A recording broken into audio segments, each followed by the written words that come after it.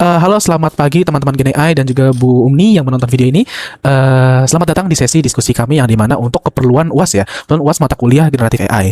Sebelumnya perkenalkan, nama saya Muhammad Banu Prayoga dan di sini saya dengan rekan saya, boleh Mas? Nama saya Harari Sugdi.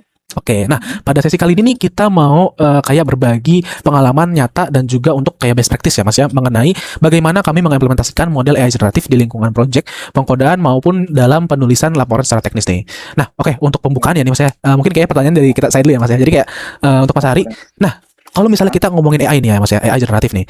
Rasanya nih teknologi ini udah kayak jadi asisten wajib nih untuk kayak mahasiswa, apalagi kita ya, mahasiswa informatika ya Mas ya. Yang dimana untuk membuka diskusi kita sekarang nih Mas ya, boleh nggak sih Mas sedikit spill aja nih cerita kayak pengalaman project personal atau kayak akademik Mas, kira-kira apa sih yang paling berkesan buat Mas sendiri saat menggunakan AI generatif Mas di selama project Mas yang Mas Harari sudah jalankan gitu? Oke, Mas. Halo Mas Banu ya. Iya. Halo semuanya itu. Teman-teman kelas informatika AI gitu kan. Ya, saya akan menjawab pertanyaan dari Mas Banu ya. Gitu. Tentu saja gitu. AI generatif ini juga sudah mengubah cara kita bekerja gitu. Betul, Jadi betul. pengalaman paling berkesan bagiku pengalaman berkesan gitu kan saat mengimplementasikan AI untuk membantu penulisan kode gitu, serta dokumentasi pada proyek pembuatan seperti web itu kan beberapa waktu lalu gitu. Jadi waktu itu waktunya itu sangat mepet gitu kan. Sementara aku harus membangun sistem autentikasi pengguna serta merancang antar muka menggunakan seperti Laravel dan PHP. Aku menggunakan AI seperti Claude gitu kan, serta GPT gitu bukan untuk menulis seluruh aplikasi dari nol gitu, bukan untuk mengcoding gitu kan, melainkan untuk sebagai uh, apa namanya Kayak asisten programmer ya Mas ya? programmer gitu, asisten Oh, ya, asisten programmer gitu. programmernya. Oh, oke, oke, oke. Menarik banget nih Mas. Benar-benar. Jadi konsep dari pair programming sendiri atau kayak jadi kayak istilahnya teman programmer lah ya Mas ya. Itu tuh dengan AI-nya itu sendiri ya Mas ya. Jadi kayak boleh diperjelas Mas kayak kira-kira bagaimana nih alur kerjanya dengan AI saat itu. Nah, apakah bisa nih langsung kayak meminta dibuatkan kode secara lengkap atau kayak satu halaman full atau ada pendekatan khusus kalau dari Mas Andri sendiri? Oh, awalnya sih ya Mas ya, saya sendiri kan mencoba meminta si AI ini gitu kan untuk membuatkan kode dulu, misalnya satu halaman itu kan, satu halaman dulu itu, satu halaman utuh gitu kan, terus bertahap gitu Mas ya. Tapi ternyata gitu hasilnya malah berantakan gitu kan, dan Oh, banyak halusinasi atau banyak revisi gitu Mas ya, ah, terutama betul pada banget bagian Mas. routing gitu atau server gitu. Jadi akhirnya saya mengubah strategi gitu, saya memecah gitu, jadi menjadi komponen-komponen kecil gitu. Misalnya hanya meminta AI untuk mengenerate struktur blade template-nya untuk komponen navigasinya gitu. Atau meminta AI itu membuat dummy-nya dulu nih Mas, dummy datanya, formatnya itu JSON gitu ya, untuk Oh iya mengunci betul. tampilan antar mukanya dulu gitu Mas. Jadi biar AI ini nggak halusinasi, jadi kita harus membuat sebuah MD atau prompt-nya dulu biar AI ini mengerti apa yang kita mau gitu Mas. Betul, betul Jadi banget Mas. selain itu, AI ini juga sangat membantu ya saat fase penulisan laporan ya Mas ya. Saya sendiri juga sering kali kesulitan gitu merangkai kata gitu untuk menjelaskan alur arsitektur sistemnya dari AI-nya gitu kan. Dari AI-nya itu jadi saya menyuruh AI itu untuk menulis poin-poin dan pesannya saja gitu kan. Poin-poinnya Oh. dari arsitektur itu mau gimana gitu. Habis itu meminta AI tersebut untuk mengubah menjadi paragraf gitu kan secara akademik gitu ya dan struktur gitu. Uh, untuk untuk pendapat saya tersebut gimana menurut Mas Bani? Hmm. Bener sih Mas, kayak setelah yang aku lihat dari pengalamannya sendiri ya Mas ya, ini tuh pengalamannya cukup relatable ya Mas menurut saya. Karena apalagi ya kita nih ya Mas sebagai apa namanya mahasiswa informatika ya Mas ya. Jadi kayak kalau dari sisi gue secara pribadi Mas, itu tuh ya aku cukup sering yang dimana memanfaatkan AI generatif dalam pipeline project dan juga data science nih Mas. Kayak contoh nih kayak khususnya nih ya Mas ya, kita tuh yang kayak melibatkan yang namanya NLP atau Natural Language Processing ke salah satu pengalaman yang paling intens dalam intens dalam apa ya ketika aku mengerjakan project pelacakan itu sendiri ya, pelacakan sentimen publik terhadap data harga bahan bakar nih Mas. Jadi kayak waktu itu sempat ada memang ngerjain project NLP ya Mas ya, itu suruh untuk kayak inian sentimen analisis, betul Mas. Jadi ya Kriminalisis. betul. Nah, jadi kayak project ini nih sepenuhnya itu dikerjakan di lingkungan Google Colab nih ya Mas ya. Kayak untuk preprocessingnya dan juga kayak untuk apa namanya filter-filter dari iya betul. Jadi apa ya Mas ya? Tantangan terbesarnya itu menurut saya itu ya bukan dari yang dimana datanya, tapi melainkan penulisan skrip dan juga pra pemrosesan teks yang menurut saya itu tuh sangat panjang dan juga repetitif gitu loh Mas. Nah itu gimana tuh Mas? Pemrosesan teks ya Mas ya. Betul, Uh, betul. Pemrosesan teks itu memakan waktu yang cukup lama nggak sih Mas? Kayak proses trainingnya itu kan, Hmm. testingnya gitu.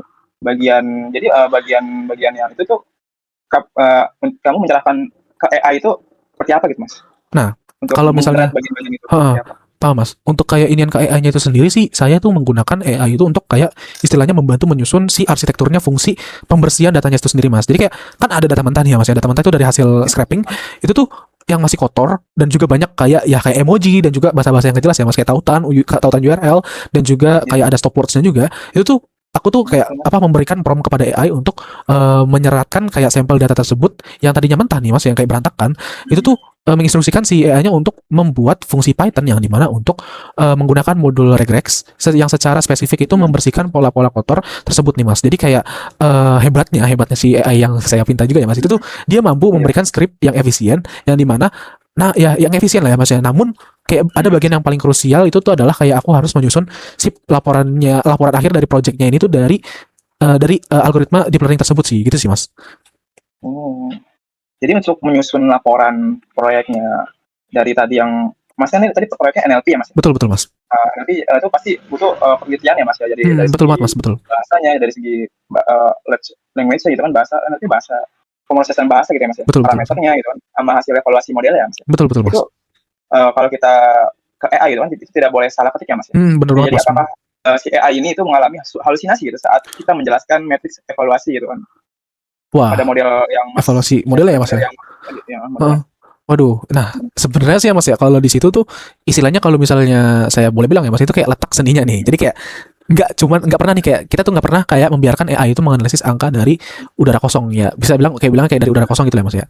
Sini tuh saya sendiri merancang prompt-nya itu untuk kayak memberikan konteks yang sangat kaku dan juga kayak ya apa sih, langsung kayak copy paste hasil output dari konsolnya tersebut ke model evaluasinya nih. Jadi kayak seperti nilai loss functions dan juga nilai functions dari PyTorch-nya itu sendiri atau skor akurasi dari skits-learn-nya, itu tuh aku perintahin si AI-nya untuk bertindak sebagai analisis data yang dimana berdasarkan matriks konfusi dan juga angka akurasi tersebut. Jadi tuh kayak saya buatkan penjelasan deskriptif sepanjang 3 paragraf tanpa menambahkan asumsi di luar angka ini gitu. Jadi karena sini saya ngambil langsung take role-nya untuk si AI-nya itu sendiri, saya bilang untuk bertindak sebagai analisis data ya lah ya Mas ya gitu. Jadi kayak pendekatan ini tuh saya percaya kalau di sini tuh untuk mengunci si AI-nya sendiri itu untuk tetap di jalur jalur faktanya sendiri. Masalah kan kita minta dia untuk kayak jadi analisis data yang kritis lah gitu ya Mas ya. Berarti itu kita itu apa namanya menyuruh AI itu untuk tetap berada di jalurnya ya Mas ya. Betul. Jadi kalau ini Mas ya, ada tadi Mas menyebutkan teknik grounding ya, itu kan yang sangat bagus ya Mas Banu ya.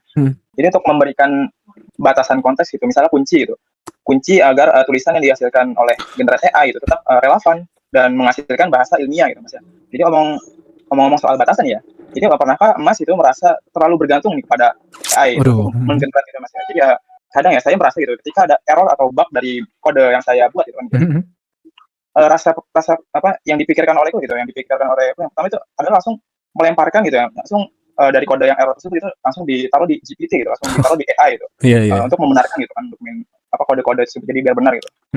Waduh, sebenarnya kalau itu sendiri ya Mas ya, itu tuh jadi kayak bisa dibilang AI ini ya kayak pedang bermata dua di kitanya sendiri itu sih Mas. Kayak ya itu benar nyata Mas. Saya juga kayak pernah mengalami saat mendebug nih ya Mas, sistem layout dari desain UI UX itu tuh saya langsung lempar pesan errornya tuh secara membabi buta atau kayak secara mentah-mentah ya Mas ya. Itu tuh ke AI ya. Nah, tapi nih si AI-nya itu sendiri justru memberikan saya solusi yang dimana yang sudah depreset atau kayak udah usang lah ya Mas ya. Nah, kayak udah desperate banget lah dari AI-nya itu sendiri.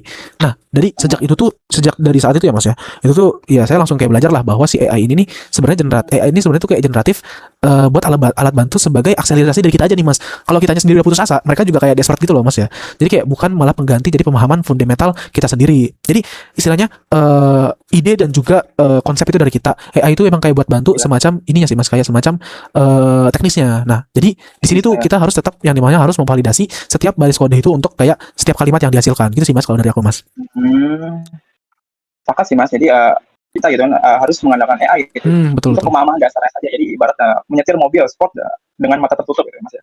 Jadi kita harus bicara juga nih soal konsistensi gaya penulisannya gitu, biar nggak kelihatan AI banget gitu kan. Betul banget Mas. Jadi misalnya dalam dokumentasi proyek gitu, kalau kita menggenerate misalnya teks gitu ke AI gitu yang berbeda atau dalam waktu yang berbeda gitu, kadang tata bahasanya ini berbeda-beda gitu, jadi tidak sama gitu Mas. Jadi kayak misalnya katanya tuh berbeda-beda, jadi kita sulit itu untuk mengerti gitu kan. Pas kita baca tuh bingung sendiri gitu, Mas. Jadi, satu paragraf itu terdengar sangat kaku gitu, Mas. Jadi kita menjelaskannya pun susah gitu, paragraf tersebut gitu kan. Misalnya paragraf lain terdengar santai, terus yang ini paragrafnya sulit kita mengerti gitu. Jadi bagaimana Mas, menyelesaikan itu, menyiasatkannya itu gimana itu, Mas? Oke, Mas. Ini sebenarnya juga jadi salah satu tantangan yang besar juga ya, Mas ya. Tapi kalau dari saya sendiri itu awalan dari percakapan si AI-nya ini tuh, saya sih biasanya tuh menetapkan yang dimana persona atau gaya bahasa dari atau kayak secara tingkat formalitasnya dari si AI-nya sendiri, agar si AI-nya tuh nggak melarang menggunakan kata-kata klise yang dimana ya mesin seperti kayak secara keseluruhan kayak penting untuk diingat atau kayak di era digital ini gitu kan. Kayak dengan menetapkan yang dimana aturan tersebut ya, Mas, aturan dari dasar tersebut ya, itu di awal prompt. Ini sangat efisien banget menurut saya, Mas ya, di awal prompting itu ya. Itu tuh hasil tulisan yang kayak kita pengen itu tuh nanti ya jauh lebih natural dan juga menyatu dengan gaya penulisan kita sendiri gitu loh, Mas. Kayak gaya penulisan asli sendiri gitu loh, Mas. Triknya yang dari Mas Banu ini patut dicoba sih ya, Mas ya. Jadi kita melarang, jadi tadi seperti Mas Banu bilang itu, Betul. ada frasa clash ya, jadi ada bahasa clash-nya memang cara ampuh untuk menyembunyikan jejak atau kata si AI ini dalam tulisan kita. Jadi tulisan kita ini tidak terlalu kelihatan AI gitu ya, Mas ya. Jadi pada diskusi kita ini kita membuka perspektif bahwa itu implementasi AI generatif ini tidak sekedar tanya jawab saja ya, Mas ya. Jadi melainkan butuh konsistensi dan pemikiran yang matang gitu ya, Mas, untuk pembahasan AI kita ini. Jadi mulai dari cara kita menyusun instruksi gitu hingga cara memvalidasi hasilnya gitu kan, Mas, hasil akhirnya. Bener banget, Mas, tepat sekali. Jadi kayak proses yang dimana proses iterasi dan juga perbaikan secara terus menerus itu sebenarnya adalah, kalau misalnya saya berani bilang ya, Mas, adalah kunci utama dari kayak gimana memanfaatkan teknologi secara maksimal dan juga di lingkungan akademik maupun kayak profesional pas kita kerja ya, Mas ya. Jadi ya sepertinya nih, Mas ya, kita sudah mengupas keseluruhan yang dimana ya cukup kompleks ya, Mas ya, cukup kompleks dalam mengenai pengalaman dan juga kendala kita secara masing-masing. Nah, sebelumnya terima kasih banyak Mas Arari udah kayak atas diskusinya hari ini yang sangat luar biasa. Ya, terima kasih banyak Mas Arari. Ya, sama-sama Mas Banu. Kayak dapat insight baru nih ya. Betul. Oke, terima kasih banyak Mas untuk hari ini gitu kan. Ya, untuk triknya juga makasih lah ya gitu. Iya. Membangun skill prom yang bagus gitu kan, untuk biar nggak terdeteksi tulisan kita, biar nggak terdeteksi oleh AI gitu. Betul banget, Mas. Sama dosen itu nggak kelihatan AI gitu. Betul banget, Mas. Itu emang sangat penting loh. Ya, terima kasih banyak Mas Arari ya. Sampai jumpa, Mas. Ya, makasih. Sampai jumpa, Mas.